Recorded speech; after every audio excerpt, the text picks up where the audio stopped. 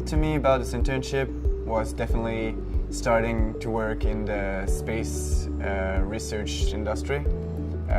That's what I want to do for a living, and so being able to start and having a first step into NASA was a really great opportunity, so I just jumped on it.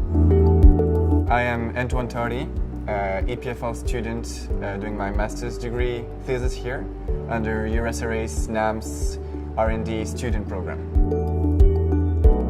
There's this mission simulation named ARADS. ARADS stands for Atacama Rover Astrobiology Drilling Studies, and my internship consists of designing a system that's going to go grab the samples from the drill on the ground and put them back at the back of the rover where the instruments are. The product is a very fine dust, and the goal is to be able to detect, first of all, life, that's for sure, but also to know where it comes from, at which depth. Because if you're on Mars and you know, okay, we detect life at 50 centimeters below ground or 2 meters below ground, it makes a huge difference in terms of when was life. And so a big challenge on this is cross-contamination. So you don't want the sample analyzed in the first bite to be contaminated by the samples analyzed in the very lowest bite, and vice versa. So a big challenge is to avoid cross-contamination on the effector. And another one is to have dust resistance, because drilling produces a huge amount of dust. And wind resistance, which was a problem on Phoenix mission, already existing Mars mission, where they had too much wind for the sample delivery.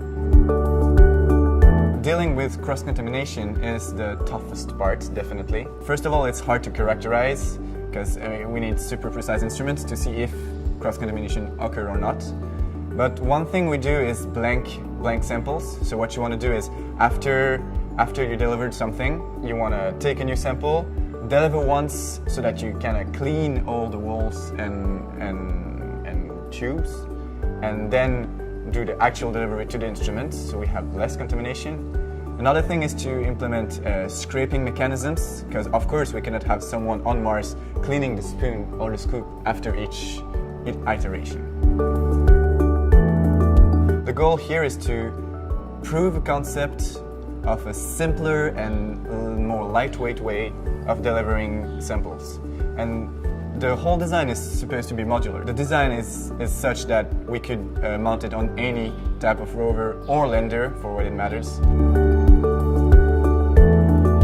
So if you're a student and consider applying to USRA's NAMS student R&D program, I would tell you, go for it. Not only for the technical skills you're gonna get, but also and mainly for the overall experience of working in such a huge research center. Those things you cannot learn in your home lab at your home university.